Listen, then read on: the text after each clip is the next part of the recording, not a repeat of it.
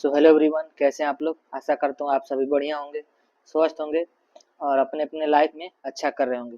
तो आज हम लोग बात करेंगे कन्फाइंड स्पेस के बारे में, जो कि बहुत ही इम्पोर्टेंट टॉपिक है। ये बार बार इंटरव्यू में और या किसी भी एग्जाम में ये टॉपिक पूछा जाता है। और इसके बारे में हम लोग स्पेशली ये बात करेंगे, इसका डेफिनेशन, कन्फाइंड स्पेस का definition, hazard and precaution. Mainly आज यही बात करेंगे फर्स्ट पार्ट में। एक पार्ट और मैं बनाऊंगा इसके बारे में, जो कन्फाइंड स्पेस है। तो नेक्स्ट टॉपिक में जो कुछ भी बचेगा उसको मैं कवर करूंगा। तो फिलहाल हम लोग डेफिनेशन से स्टार्ट करते हैं। तो हिंदी और इंग्लिश दोनों में मिक्स आप लोगों को बताऊंगा, इसलिए कि सब लोगों को समझ में आए, अच्छे से समझ में आए, जो हिंदी मीडियम में समझना चाहते हैं या इंग्लिश मीडियम में। इसलिए मैं हिंदी और इंग्लिश दोनों मिला करके बताऊंगा, ठीक है। चलिए स्टार्ट करते हैं। पहले डेफिनेशन बोलते हैं, मतलब व्हाट इज कन्फाइंड स्पेस। कोई अगर आपसे पूछता है तो मैं जो पढ़ा हूँ मैं अपना हिसाब से बता रहा हूँ आपको, आप अलग अलग तरीकों से भी आप इसको डिफाइन कर सकते हैं। इसका मतलब ये होगा, an enclosed area where is limited means of access and एग्रेस।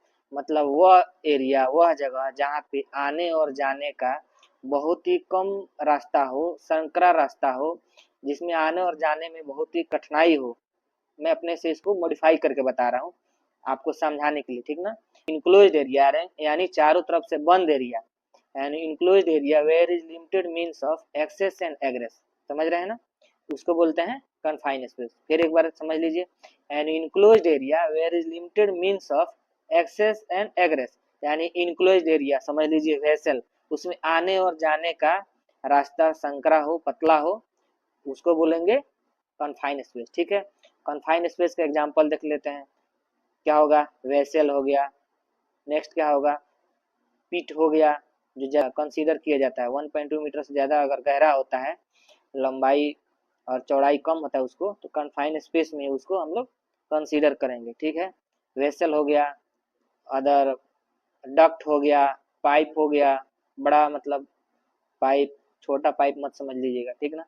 उसके बाद इसमें क्या होता है, एक होता है कन्फाइंड स्पेस में एंट्री पॉइंट। एंट्री पॉइंट का क्या बोलेंगे उसको, जहां से एंट्रेंट यानी व्यक्ति उसमें कन्फाइंड स्पेस में एंटर करता है, उसको बोलते हैं एंट्री पॉइंट। यानी समझो एक गेट हो गया, एक सर्किल टाइप का उसमें जगह है जाने के लिए। मान लो वेसल में आपको एंट्री करना है, तो जो जाने का एक जगह है उसको बोलते हैं एंट्री पॉइंट, ठीक ना। एंट्री पॉइंट में जो जॉब करने जाता है, जो जॉब परफॉर्म करने जाता है, उसको बोलते हैं इंट्रेंट, ENTRANT, इंट्रेंट बोलते हैं। जो आदमी कन्फाइंड स्पेस में एंट्री करता है जॉब करने के लिए, उसको क्या बोलते हैं, इंट्रेंट, ठीक है। नेक्स्ट एक बहुत ही इंपॉर्टेंट है, होल वाचर बोलते हैं या अटेंडेंट बोलते हैं। मान लीजिए कोई व्यक्ति कन्फाइंड स्पेस में काम करने के लिए गया है, तो वहाँ कुछ खतरा ना हो जाए, कुछ अनहोनी ना हो जाए, उसको देखने के लिए एक बाहर आउटसाइड में स्टैंड बाई में एक आदमी रखते हैं, उसको बोलते हैं होल वाचर या अटेंडेंट। तो होल वाचर का काम क्या है मैं आपको बताता हूँ। सबसे पहले काम क्या है, कौन आदमी कन्फाइंड स्पेस में एंटर किया, कौन आदमी बाहर आया, उसका रिकॉर्ड मेंटेन रखता है। ये किसका काम है, होल वाचर बोलिए या अटेंडेंट बोलिए, ठीक है। एंट्रेंट यानी जो अंदर काम कर रहा है उस व्यक्ति से कम्युनिकेशन बना करके रखना। कम्युनिकेशन अगर रहेगा, कुछ प्रॉब्लम होता है एंट्रेंट को, यानी कोई वर्कर काम कर रहा है तो ये इससे बताएगा, कम्युनिकेशन करेगा, तो उसको रेस्क्यू कर लीजिएगा। तो कम्युनिकेशन करने का तरीका क्या होता है, वॉकी टॉकी रहता है, या कई लोग रस्सी लगा के रखते हैं अपना, एक मतलब स्टैंडर्ड में हिसाब से बताता हूँ, वॉकी टॉकी होता है, या रस्सी लटका के रखते हैं, उसको पकड़ कर में रखता है, शरीर में बांध कर रखता है, उसको अपना सिग्नल जैसे कन्वे करना हो तो आप वो अपने आप में बात कर लेते हैं कि मैं ऐसे करूंगा तो आप समझ लेना कुछ खतरा है या अच्छा है, ठीक ना। विसिल होता है, विसिल से भी हो सकता है। दूसरा है कन्फाइंड स्पेस में और आने जाने के लिए एक क्या होता है, पेपर होता है, उसको अटेंडेंट के ही पास रखना पड़ता है। कौन किस समय में गया, किस समय में बाहर निकला, और उस व्यक्ति का नाम, डेजिग्नेशन, पोजीशन सब लिखा रहता है, वो उसको मेंटेन करके चलना पड़ता है। नेक्स्ट टाइम है अटेंडेंट का एक सबसे इम्पोर्टेंट काम क्या है, गैस लेवल उसको टाइम टू टाइम चेक करना पड़ता है कि कब गैस लेवल घटा, कब बढ़ा, उससे कम्युनिकेशन बनाए रखना पड़ता है। जो भी व्यक्ति कन्फाइंड स्पेस में काम कर रहा है उससे आपको बात करने पड़ता है उसको, ठीक है। और एक और पॉइंट है कि जो भी होल वॉचर है यानी अटेंडेंट है वो अपना साइड से हट नहीं सकता, क्योंकि बहुत ही वो रिस्की काम है। जो अंदर गया है, कोई वेसल में गया है, कहीं मान लो वेल्डिंग वगैरह कर रहा है, ज़्यादा उसमें हजार्डियस गैस बन गया और वहाँ उसमें कोई बाहर होल वॉचर है ही नहीं, अटेंडेंट है ही नहीं, तो वो क्या किससे बताएगा, कितना चिल्लाएगा, जल्दी निकल भी नहीं पाएगा। इसलिए वहाँ उसको खड़े रहना जरूरी है। जब तक कि काम उसका कंप्लीट न हो जाए वहाँ से होल वॉचर हट नहीं सकता। तो मैंने इसका काम बता दिया, एक बार शुरू से आपको क्विक आपको रिवीजन करा देता हूँ। एंट्री मतलब कि जो भी एंट्री किया हुआ है कन्फाइंड स्पेस में उससे कम्युनिकेशन बनाए रखना। कन्फाइंड स्पेस में आने और जाने वाले पर्सन का रिकॉर्ड मेंटेन रखना, ठीक ना। Time to time gas level check करते रहना उसका, ठीक है। जॉब के दौरान ये अटेंडेंट कहीं भी वहाँ से नहीं हटेगा, ठीक है। अब बात करते हैं हम लोग हजार्ड का। कन्फाइंड स्पेस में हजार्ड क्या होता है? ऑक्सीजन की कमी सबसे बड़ा हजार्ड है। ऑक्सीजन की ज्यादा मात्रा में वृद्धि ये भी एक हजार्ड है। लक्स लेवल यानी इल्यूमिनेशन लाइट का व्यवस्था सही लेवल है कि नहीं, ये अगर कम रहेगा तो भी प्रॉब्लम है, ज्यादा हो जाएगा तो भी प्रॉब्लम हो जाएगा, क्योंकि सब क्या बोलते हैं चमकने लगेगा तो सही से दिखेगा नहीं। तो एक लेवल में होना चाहिए, ठीक ना। और क्या होता है कन्फाइंड स्पेस में? पानी ज्यादा मात्रा में लग जाना, ठीक ना। वहाँ में पानी अगर ज्यादा रहेगा तो आदमी कैसे काम करेगा, इलेक्ट्रिक का खतरा हो जाएगा। फिर वहाँ पे खतरा क्या होता है? हाजार्डियस ये होते हैं कीटाणु, ठीक ना। विषैले जीवाणु कीटाणु, सांप बिच्छी गोजर ये सब रहते हैं, उसमें आदमी काम नहीं कर सकता है, ठीक है। जहरीले जीवाणु बोलते हैं जिसको, ठीक ना। टॉक्सिक गैस जैसे H2S, flammable gas methane butane propane, ये सब उसमें गैस अगर होंगे तो ये खतरा है, हजार्ड है किसका? कन्फाइंड स्पेस का, ठीक ना। नेक्स्ट हम लोग क्या इसका देखेंगे, इको साउंड अगर ज्यादा हो रहा है तो वो भी एक हजार्ड है, ठीक ना। स्लिप ट्रिप ये भी हजार्ड है। और एक और मोस्ट पॉइंट है आने जाने का रास्ता, अगर आने जाने का सही रास्ता ही नहीं है, शरीर उसमें फंस जा रहा है तो बहुत बड़ा प्रॉब्लम है। कन्फाइंड स्पेस में कैसे काम करिएगा? तो कम से कम आने जाने का रास्ता सही होना चाहिए कन्फाइंड स्पेस में, तो ही अच्छा माना जाता है, ठीक है। तो अभी हम लोग बात करेंगे कन्फाइंड स्पेस के प्रिकॉशन के बारे में। तो सबसे पहले प्रिकॉशन क्या है? रेगुलर गैस टेस्ट आपको करते रहना है, time to time regular gas test करिएगा। तो कोई हाइजार्डियस गैस का लेवल बढ़ रहा है या घट रहा है, इससे आपको टाइम टू टाइम अपडेट रहना पड़ेगा, ठीक है।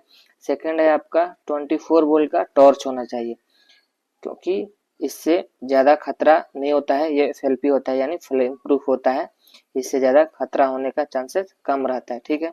उसके बाद क्या होगा? गम बूट आपको यूज करना है कन्फाइंड स्पेस में। इससे क्या आपको फायदा होगा?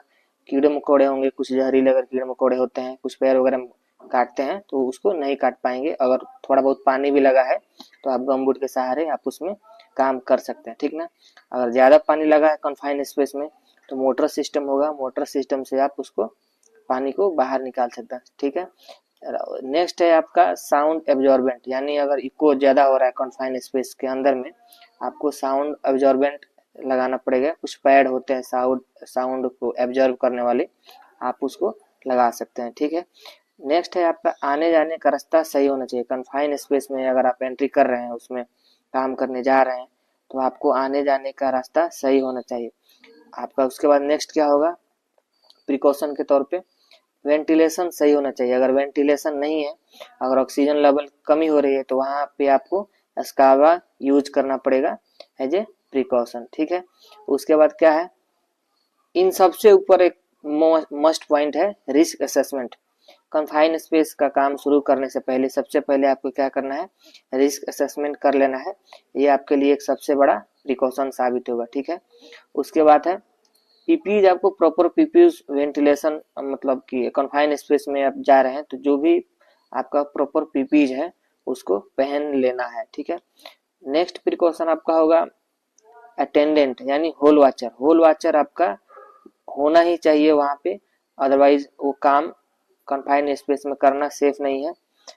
नेक्स्ट आपका होगा कम्युनिकेशन, जो अंदर जॉब कर रहा है वर्कर और अटेंडेंट है, दोनों के बीच में टाइम टू टाइम कम्युनिकेशन सही से होना चाहिए, क्या खतरा है क्या नहीं, और इसको अटेंडेंट को time to time gas level check करते रहना है कि कोई गैस का लेवल बढ़ नहीं रहा है ना या घट नहीं रहा है, इसको ध्यान देना पड़ेगा। ठीक है, प्रॉपर लाइटिंग यानी मैं बता ही दिया, 24 वोल्ट का टॉर्च होना चाहिए उसमें।